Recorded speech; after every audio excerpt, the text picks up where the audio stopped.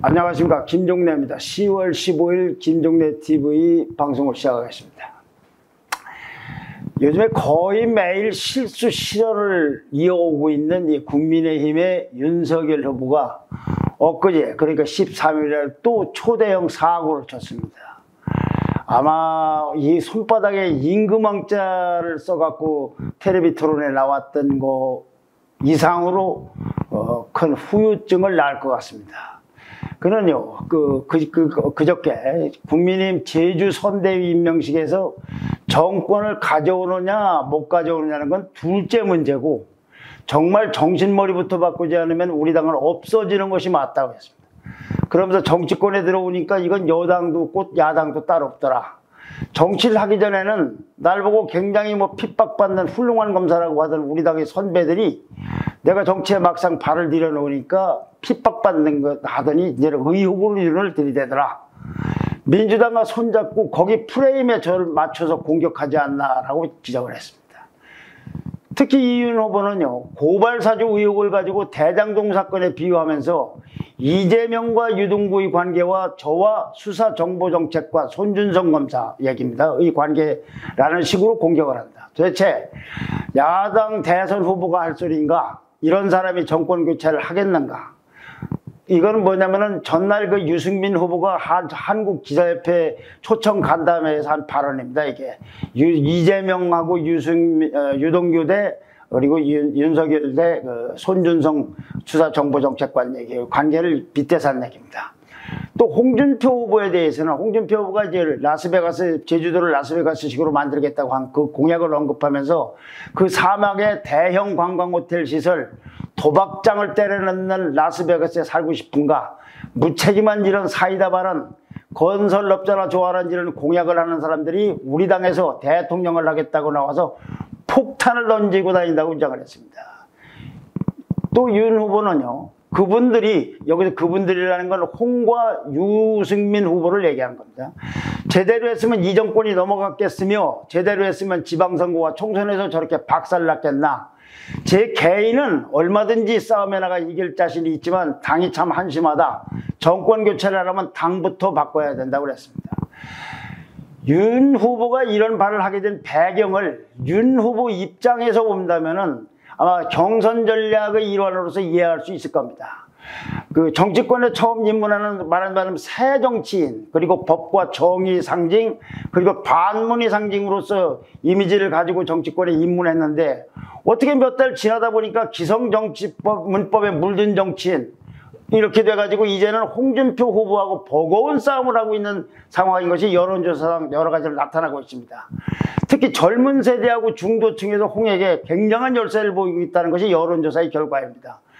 그런데 전통적인 보수 유권자의 지지, 거기에 갇혀있는 상황이 된 겁니다. 그래서 본래의 위치로 돌아가서 낡은 보수라든지 구태정치하고 완전히 협파하는 새로운 정치적 이미지를 주면서 또 그런 메시지를 가급적 전달해서 지지율을 끌어올려는 차원에서 나온 발언이 아닌가 싶기도 합니다.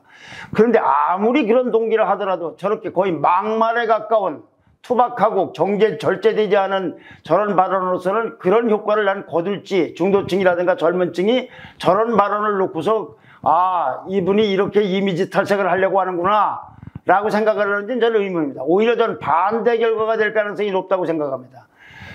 그렇다고 해서 지금 11월 15일까지 확정까지는 불과 최종 확정까지는 20여일 남았는데, 이와 같은 노선 논쟁으로 확정하는 건 그것하고 또 그것대로 위험을 감수해야 됩니다. 여하튼 간에 이런 거에 대해서 당사자인 홍과 그리고 유승민 그리고 원희룡 후보까지 당연히 윤 후보를 비판하고 있습니다.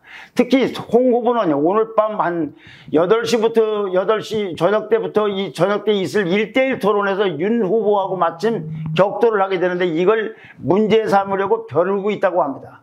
저는 홍준표 후보나 유승민 후보나 원희룡 후보의 문제와는 관점과는 별개로 좀 윤 후보의 발언에 대해서 문제점을 지적하고 싶습니다. 먼저 아까 말씀드린 대로 중도화 이미지를 갖고 젊은 층에 대해 호소하려고 해서 이제 기성 보수라든지 뭐 구태 정치라든지 이거하고 분리하고서 새로운 이미지를 하려고 하는 거 그 취지는 좋은데 과연 저런 발언으로서 과연 그런 목적을 달성할 수 있는가도 의문이면서 동시에 이제 다른 문제점을 한번 생각해 봐야 되겠다. 첫째요. 지금 홍하고 유를 비판하는 것 그 자체만도 좀 저는 이상하다고 봅니다.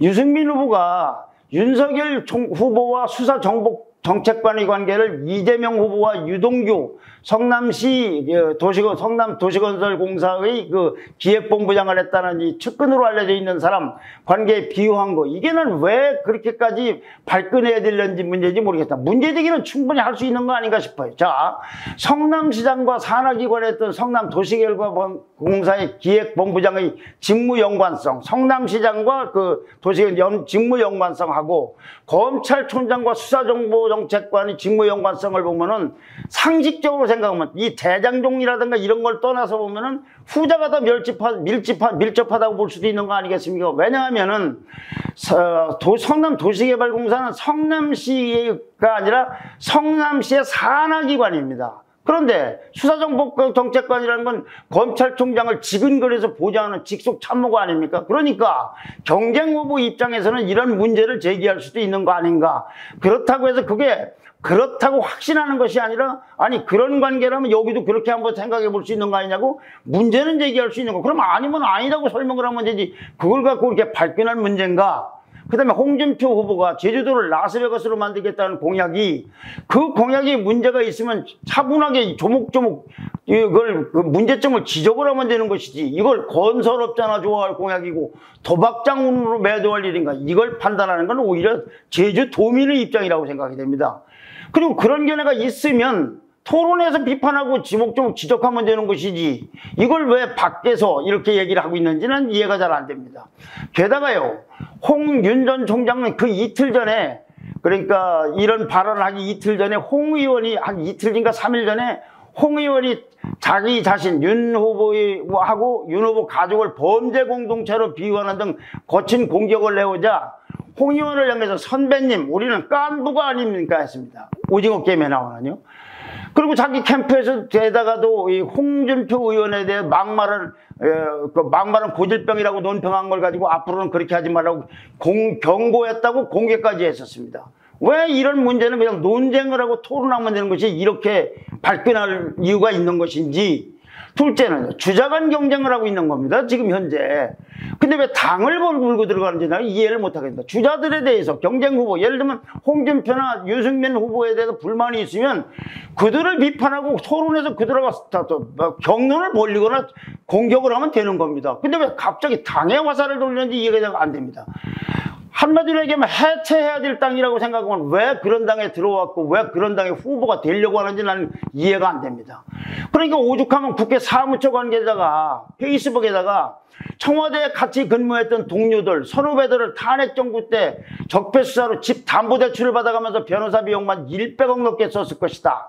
윤 후보를 포함한 검찰이 기소권 남용으로 온갖 그 보수계통 사람들이 길거리에 나앉게 만들어 놓고 나서 4년 동안 잠 한숨 못 잤던 직원들한테까지 꼭 이렇게 당이 해체되냐고 말을 해야 되냐.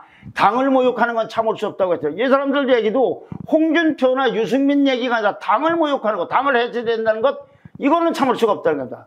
사무처 직원들은 오랫동안 당을 지켜온 사람들입니다. 근데 이런 당원들만 그러는 게 아니에요. 이준석 대표 출범 후에 신규 당원들이 많이 들어왔는데 그럼 그들은 해체할 정당에 입당했다는 것입니까? 본경선 11월 5일 날 후보를 결정하는 그때의 당원 투표가 50%가 반영되는데 그때 투표할 사람이 한 56만 명입니다. 선거인단입니다. 당원 선거인단. 근데 앞서 1차, 2차 예비경선이 있는데 1차 때 28만 명, 2차 때 38만 명. 그러니까 선거인단 수가 굉장히 늘어나고 신규 당원이 늘어났다는 얘기예요. 신규 당원 중에서 2030 세대만 10만 가까이 된다고 합니다. 그러면 신규 당원을, 전에는 또 윤 후보는요, 신규 당원 입당에 대해서 이건 위장당 입당했다고 그랬어요. 완전 역선택을 하기 위해서. 이런 것도 그렇고, 좀 전에 제주도에서 발언도 보면은 결국은 이게 당원을 모욕한 거예요. 기존 당원도 모욕했고, 새로 입당하려고, 국민의힘에서 미래를 찾으려고 하는 사람들에 대해서 이거는 모욕을 준 것이다. 자, 그럼 또 있습니다.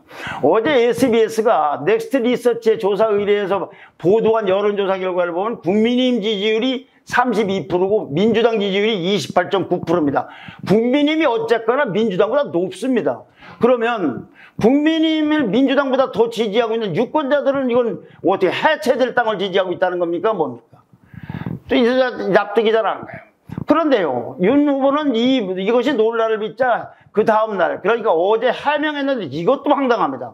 우리 당도 야당으로서 투쟁성을 잃지 않았나. 그래서 우리 당이 이럴 거면 문 닫아야 된다고 말씀드린 것이다. 정말 정신 차리고 우리가 투쟁성을 강화해서 당내 독재로 병든 민주당이 국민 상대로 더 이상 무도한 짓을 하지 못하게 우리가 막아야 된다는 뜻에서 말한 것이다. 그리고 젊은 당 대표에게 힘을 실어줘야 된다.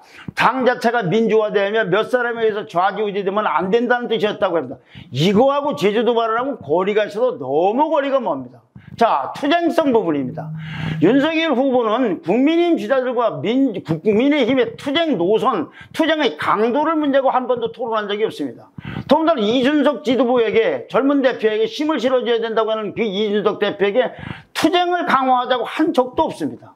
또 당이 몇 사람에 의해서 좌지우지한다고 그랬는데 누가 이준석 대표에게 힘을 주지 않고 좌지우지하는가? 그들이 좀 누군지 좀 밝혔으면 합니다. 오히려 이준석 대표가 없을 때 당에 입당을 했고, 또 입당 후에도 이준석 탄핵이라든가 비대위 얘기가 나온 것도, 탄핵해서 비대위로 꾸려가자는 얘기가 나온 것도 윤석열 캠프고, 경선들 갖고 시비 건 것도 윤석열 캠프고, 후보들 자원봉사 때 또 볼멘 소리 한 것도 윤석열 캠프입니다.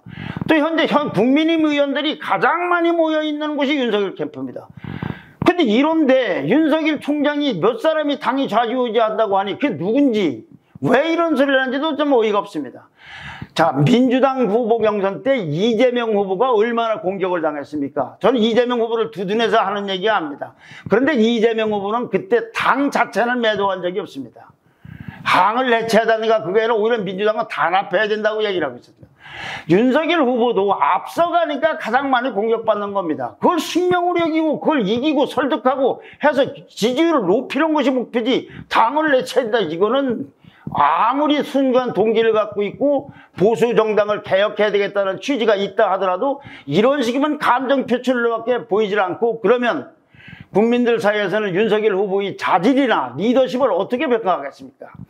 윤이 중도 세대나 젊은 세대의 지지 확보를 해서 국민음을 혁신한다는 메시지를 줘야 된다는 참모들의 의견에 따라서 그리 메시지를 주려 한다면 훨씬 더 저렇게 막말에 가까운 수준으로 이렇게 비난을 할 것이 아니라 훨씬 정제된 언어로 진정성과 열정을 담아서 국민의힘 사람들, 새로 입당한 국민의 신규 당원들, 또 국민의힘을 지지하는 유권자들을 설득해야 될 거라고 봅니다.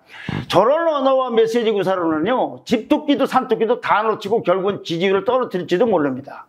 감정만 비치지 누가 여기저기서 낡은 보수, 꼰대 보수 협파라는 원대 심오한 철학을 그의 발언에서 발견할 수가 있겠습니까? 아무리 봐도 정신머리 없는 사람은 제가 보기엔 윤 후보 같아요. 정신머리 없는 게 당이 아니라. 윤석열 총장은 또요, 어제 서울행정법원 행정 12부가 지난해 말 추미애 그 장관의 법무부가 윤석열 전 총장에 대해서 내렸던 정직 2개월 징계 처분, 이거 굉장히 논란이 많았습니다.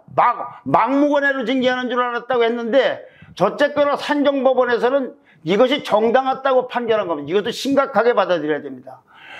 당시 법원은요, 법무부가 징계한 제한 사유가 4가지였습니다. 하나는 대검찰청의 수사정책관실, 아까 말씀드린 손준성 검사실, 거기 주요 사건에 관련된 재판부 사찰 의혹을 갖고 그걸 문건에 배포했다는 것 하나, 그 다음에 채널A 사건에서 감찰을 방해했다는 거 하나, 그 다음에 수사를 방해했다는 거 하나, 그리고 검찰로서 정치적 중립을 훼손했다는 이 4가지, 재판부를 사찰하고 채널A 사건 수사를 방해하고 감찰을 방해하고 정치적 중립을 훼손했다는데, 마지막 정치적 중립을 훼손했다는 것 말고 3가지에 대해서는 윤이 잘못했다고 인정을 한 겁니다. 이런 재판부는 심지어는 이런 행위들이 검찰 사무의 적법성과 정정성을 해체하는 중대한 비위로서 정직 2개월은 양정 기준이 정한 범위부 하한보다도 훨씬 가볍게 징계를 했다고 그랬습니다. 한마디로 해서 검찰총장으로는 해서는 안 될 일을 했다고 근데 그 징계 수위가 약했다고 판결을 한 겁니다. 이건 1심이고 윤석열 총장은 어차피 황당하다면서 항소하겠다고 했지만 이런 상황이 결국 윤에게 결코 유리한 판결만은 아닙니다. 조국 흑수저자였던 그 윤핵, 그러면서 윤에게는 비판적 지지를 해서 이 윤석열 총장 쪽에 그 유튜브에도 출연했던 서민 교수가 단국대 이 판결을 본다면 윤에겐 실망했고 추미애에겐 사과한다는 얘기까지 했어요. 이런 여러 가지 상황을 봐서 말도 좀 세련되게 하시고 이런 어려운 사건 속에서 어떻게 해서 헤쳐나가면서 지지율을 높여서 후보가 될 것인지 윤과 윤의 참모들 그리고 윤 캠프는 깊은 성찰이 있어야 될 걸로 보입니다. 다음 방송은 대장동 핵심 인물인 김만배 씨 구속영장이 기각된 것과 관련된 말씀을 드리겠습니다. 좋아요와 구독 신청과 댓글 부탁드립니다. 감사합니다.